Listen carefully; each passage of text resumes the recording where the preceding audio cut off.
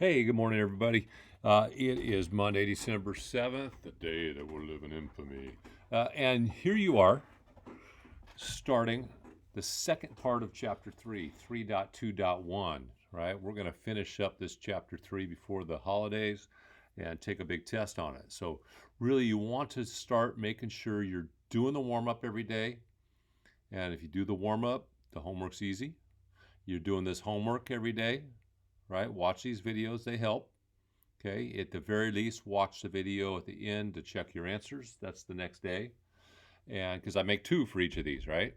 Um, and then if you watch and do the warm up, the homework's easy. If you watch the video and do the homework, then the tests are easy. And that's our goal, to make these tests easy for you. And if the tests are easy, that means you get it.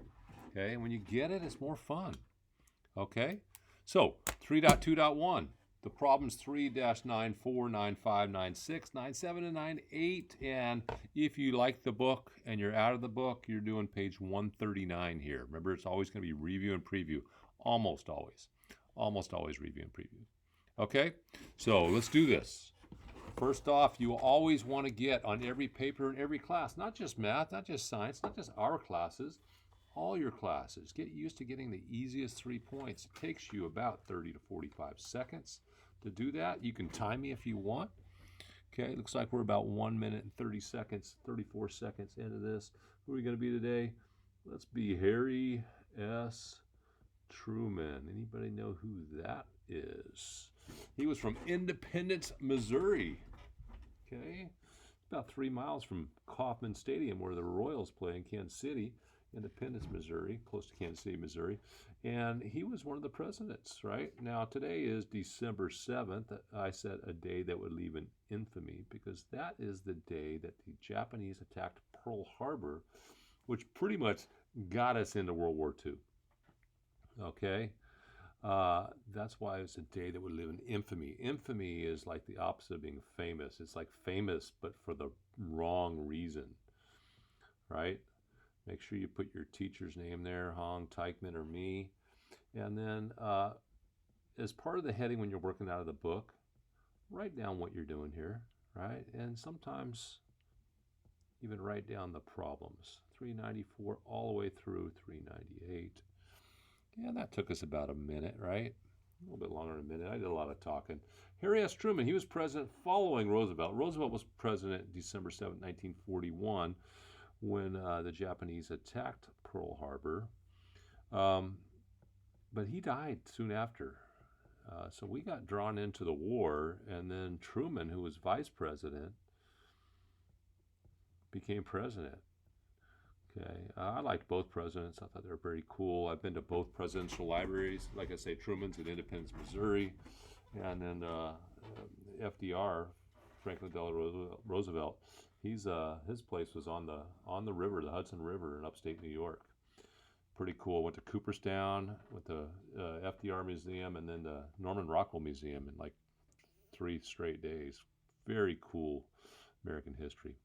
All right, here we are.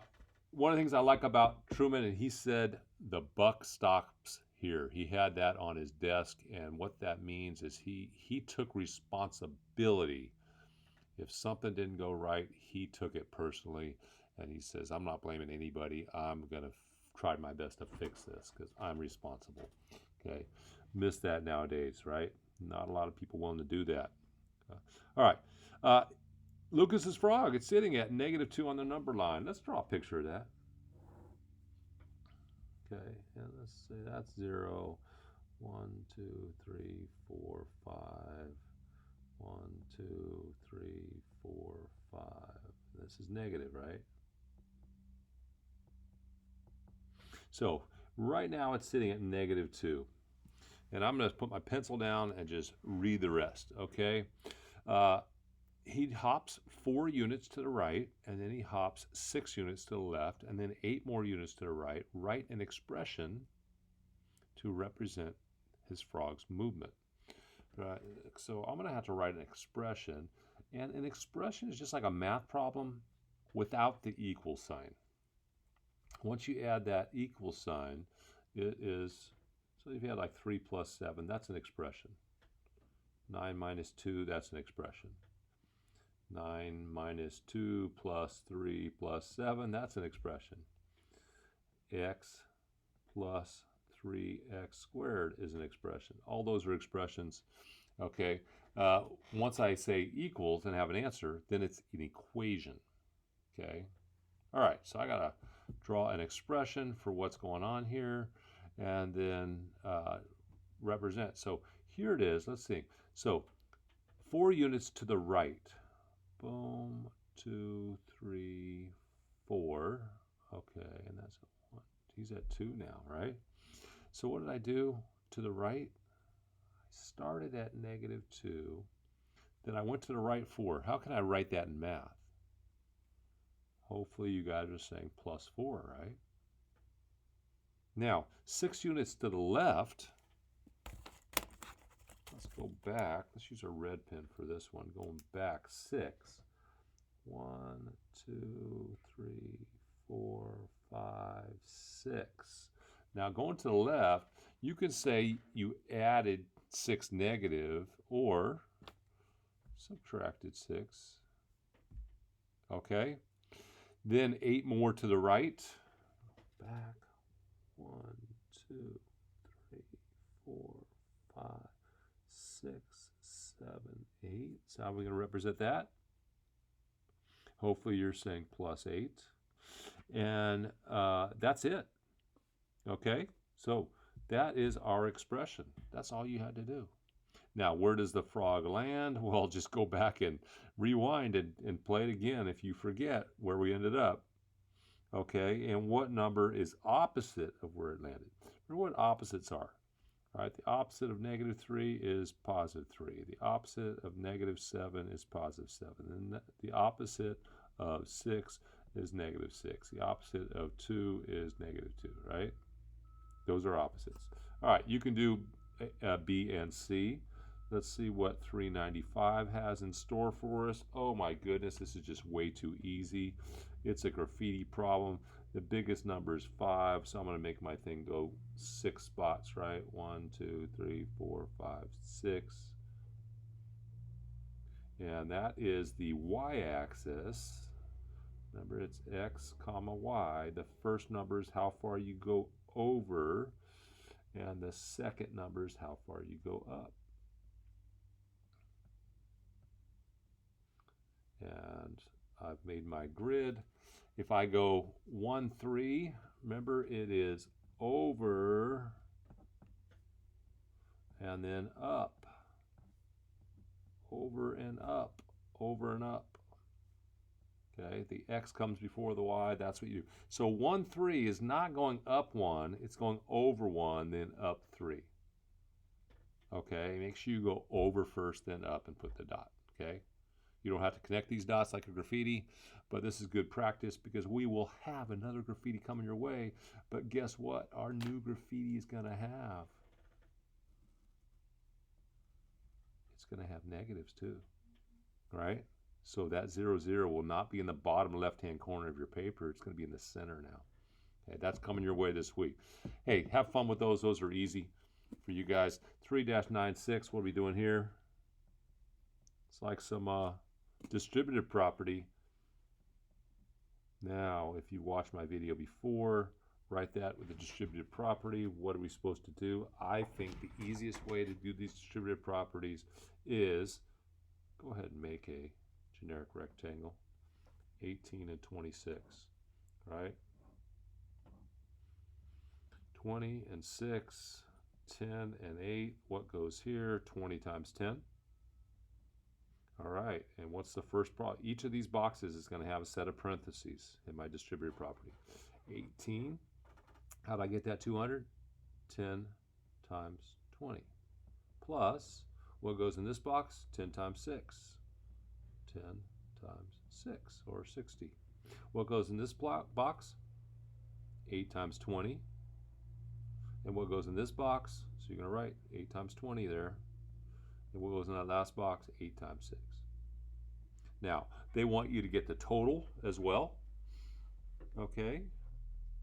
or even if they don't, you should probably want, yeah, it says then simplify and find your answer. So figure out what it is. And you could go over here. I would probably do this. 60, what goes here and what goes there. Add them all up, get that total, bring it over here. Okay? All right, you can do that.